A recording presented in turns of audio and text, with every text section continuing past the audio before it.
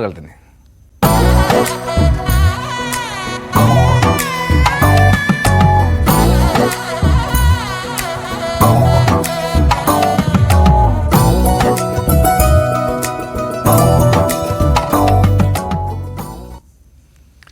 ലോകമെമ്പാടുമുള്ള മലയാളികൾ അങ്ങനെ ഓണം ആഘോഷിക്കുകയാണ്. കള്ളവും ചതിയുമില്ലാത്ത സമൃദ്ധമായ ഭൂതകാലത്തിന്റെ ഓർമ്മപ്പെടുത്തലിൽ നമ്മൾ ഇന്ന് ഓണം ആഘോഷിക്കുന്നു. ഉരുൾപൊട്ടി മുറിവേറ്റത് ഉണങ്ങും മുൻപാണ്. ഇത്തവണത്തെ പൊന്നിൻ ചിങ്ങം എന്നുള്ളതാണ് ഏറ്റവും വേദനാജനകം. ആ വേദനകൾക്കുള്ളിലൊതുക്കി അതിജീവനത്തിന്റെ പാതയിലുള്ള സഹോദരങ്ങളെ ചേർത്ത് പിടിക്കുന്നതാവട്ടെ എല്ലാവരും ഒന്നെന്ന സമഭാവനയുടെ ഈ ഓണം. എല്ലാ മലയാളികൾക്കും ന്യൂസ് 18 ഓണാശംസകൾ നേരുന്നു.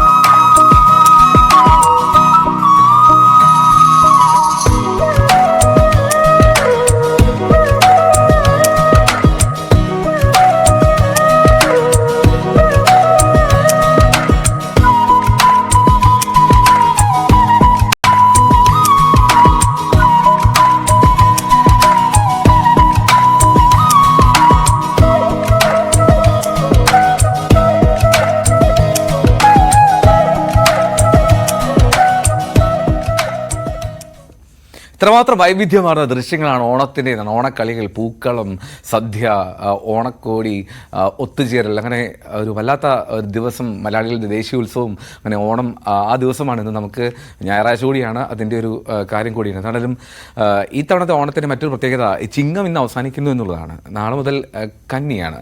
അപ്പോൾ അത്തരത്തിലുള്ള ഒരു പ്രത്യേകത ഇത്തവണയുണ്ട്. നമ്മളെന്നാലും നമ്മൾ തൃക്കാക്കരയിലേക്ക് പോവാം. മഹാബലിയും വാമനും ഒരുപോലെ ആരാധിക്കപ്പെടുന്ന അപൂർവതയാണ് തൃക്കാക്കരയുടെ ഓണം മഹോത്സവം. തിരുവോണ നാളിൽ തൃക്കാക്കരയപ്പനെ ദർശിക്കാൻ വലിയ ഭക്തജന തിരക്കുണ്ട്. പുലർച്ചെ മുതൽ ആയിരങ്ങൾ ദർശനം നടത്താൻ എത്തുന്നുണ്ട് ക്ഷേത്രത്തിൽ. ടോം കുര്യാക്കോസ് വിവരങ്ങളുമായി ചേരും. ടോം, തൃക്കാക്കരയിൽ ആ പ്രസിദ്ധമായിട്ടുള്ള സദ്യ ആരംഭിക്കാൻ പോവുകയാണല്ലോ തിരുവോണ നാളിൽ. ഏതാണ്ട് 25,000 പേരിന്ന് സദ്യ ഉണ്ടെന്നാണ് കരുതുന്നത്. ആരംഭിച്ചു തോന്നുന്നല്ലോ.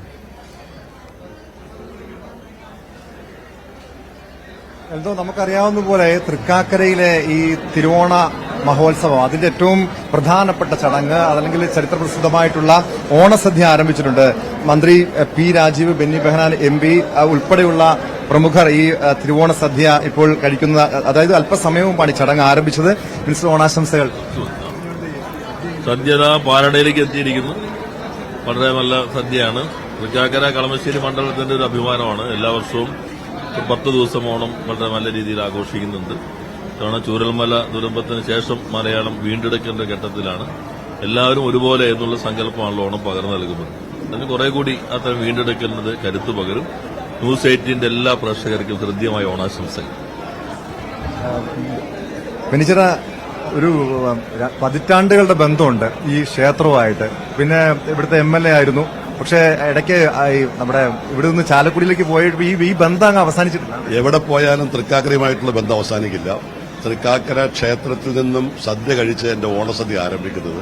അതിനൊരു തടസ്സവും കഴിഞ്ഞ 35 വർഷക്കാരുമായിട്ടുണ്ടായിട്ടില്ല. ഏത് സാഹചര്യത്തിലുള്ള ഭക്ഷണം കഴിക്കുന്നത്. ഈ ഓണത്തിന്റെ ഒരു വലിയ സന്ദേശമുണ്ട്. ജനങ്ങൾക്കിടെ ഒരു സ്നേഹം, സാഹോദര്യം, സന്തോഷം, സമഭാവന, എല്ലാത്തിന്റെ ഒരു ഓർമ്മ പുതുക്കലാണ്. നമുക്ക് ഈ വർഷം വയനാടിന്റെ ഒരു ദുഃഖം നമ്മുടെ മനസ്സിലുണ്ടെങ്കിലും ഓണം മനസ്സിൽ പതിഞ്ഞു കിടക്കുന്ന ഒരു വികാരമാണ്. അതുകൊണ്ട് ഓണത്തിന്റെ ആഘോഷത്തിന് ഈ ദുഃഖമുണ്ടെങ്കിലും ആളുകൾ ഓണാഘോഷം തയ്യാറാകും.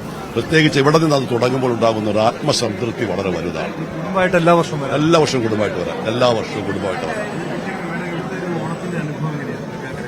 ഞങ്ങൾക്കുള്ള ഏറ്റവും ഇതെന്ന് പറഞ്ഞാല് പെന്നിച്ചേട്ടൻ കൂടെ ഉണ്ടാകുന്ന ആകെ ഒരു ദിവസം ഇതാണ് ഓണം. അങ്ങനെ ഒരു സന്തോഷം കൂടുതലുണ്ട്. ഓണ ദിവസം മാത്രമേ അച്ഛനെ ഫുൾ ടൈം അവൈലബിൾ ആയിട്ട് കിട്ടാറുള്ളൂ. അപ്പൊ ഞങ്ങൾ മാക്സിമം എൻജോയ് ചെയ്യണം. എല്ലാ വർഷവും വരും. എല്ലാ വർഷവും വരും. യെസ്, എല്ലാ വർഷവും.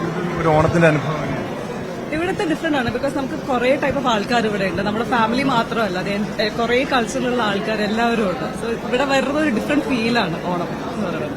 ബിജെപി നേതാവ് എൻ രാധാകൃഷ്ണൻ, ഇത്തവണത്തെ ഒരു ഓണത്തിന്റെ ഒരു നമുക്കറിയാം ഈ വയനാട് ദുരന്തത്തിന്റെ ഒക്കെ പശ്ചാത്തലത്തിൽ വലിയ ആഘോഷങ്ങളില്ല, പക്ഷെ തൃക്കാക്കരയിൽ ഒരു വേറിട്ടൊരു അനുഭവം ഉണ്ട്. അതെ, തൃക്കാക്കരയിൽ എല്ലാ വിഭാഗത്തിൽപ്പെട്ട ആളുകൾ കുടുംബസമേതം വരുന്നൊരു സ്ഥലമാണ്. പ്രത്യേകിച്ച് 10,000-കണക്കിന് ആളുകൾ. അപ്പൊ ഏറ്റവും നല്ല സന്തോഷകരമായ ഒരു അന്തരീക്ഷമാണ് ഇവിടെ ഉള്ളത്. വളരെ നല്ല അന്തരീക്ഷമാണ്. സദ്യ ഇങ്ങനെ ഉണ്ടായിരുന്നു. നല്ല അടിപൊളി സദ്യ. ഇനി വീട്ടിലേക്ക് പോകും, തറവാട്ടിലേക്ക് പോകും. എന്തോ ഇപ്പൊ നമുക്ക് കാണാൻ കഴിയുന്ന പോലെ വലിയ പ്രമുഖരെല്ലാവരും ഈ ഓണാഘോഷത്തിൽ പങ്കെടുക്കുന്നുണ്ട്.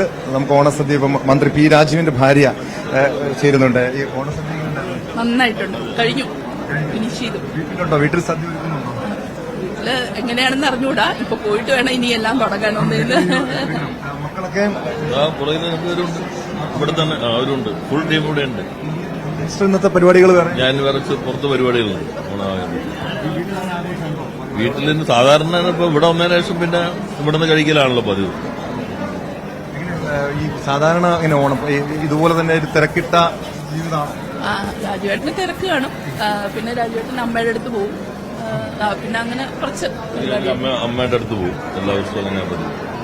പിന്നെ ഇവരൊക്കെ ഇവിടെ തന്നെ, ഞാൻ തിരുവനന്തപുരത്തും ഇവരിവിടെ ആണല്ലോ. അതുകൊണ്ട് ഓണത്തിനുള്ള കണ്ടുമുട്ടുന്ന ഓണാശംസകൾ. ഹാപ്പി ഓണം.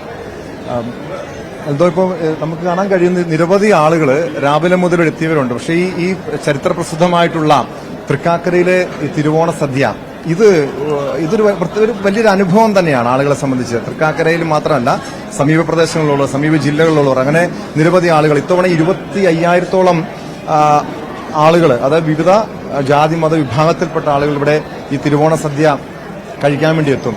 പൊതുവെ പറയും, എത്ര ഓണം ഉണ്ടാലും തൃക്കാക്കരയിലെത്തി ഓണം ഉണ്ണുന്നത്, അല്ലെങ്കിൽ തൃക്കാക്കരയിലെത്തി ഇവിടുത്തെ ഭഗവാനെ വണങ്ങുന്നതിനപ്പുറം വലിയൊരു ഓണാഘോഷമില്ല എന്ന്. അതാണ് ഇവിടെ എത്തുമ്പോഴുള്ളൊരു അനുഭവം. അതാണ് രാവിലെ പുലർച്ചെ മുതൽ തന്നെ നിരവധി ഭക്തജനങ്ങൾ ഇവിടെ എത്തുന്നുണ്ട്, തൃക്കാക്കര ക്ഷേത്രത്തിൽ എത്തുന്നുണ്ട്. കാരണം ഓണവുമായി അത്രയ്ക്കും ഇഴചേർന്ന് കിടക്കുന്ന ഒരു പ്രദേശം, ഒരു മണ്ണാണ് തൃക്കാക്കരയുടേത്. അതുകൊണ്ട് തന്നെ ഇവിടുത്തെ ഓണത്തിനൊരു പ്രത്യേക സൗന്ദര്യമുണ്ട്, ഇവിടുത്തെ ഒരു പ്രത്യേക ആഘോഷം ഒരു വ്യത്യസ്തം തന്നെയാണ്. എൽദോ, വലിയ സദ്യ ആണ് അവിടെ തൃക്കാക്കരയിൽ.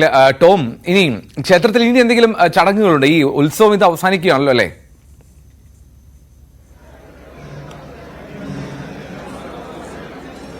തീർച്ചയായും. കാരണം നമുക്കറിയാം 10 ദിവസം നീണ്ടു നിൽക്കുന്ന അത്തച്ചമയത്തിന്റെ തുടക്കം ഇവിടെ നിന്നും പതാക തൃപ്പൂണിത്തിലേക്ക് കൊണ്ടുപോയി, അതായത് തൃക്കാക്കരയിൽ നിന്നാണ് ഈ ഓണാഘോഷങ്ങൾക്ക്, കേരളമെമ്പാടുമുള്ള ഓണാഘോഷങ്ങൾക്ക് തുടക്കമാകുന്നത് തന്നെ ഈ തൃക്കാക്കരയിൽ നിന്നാണ്.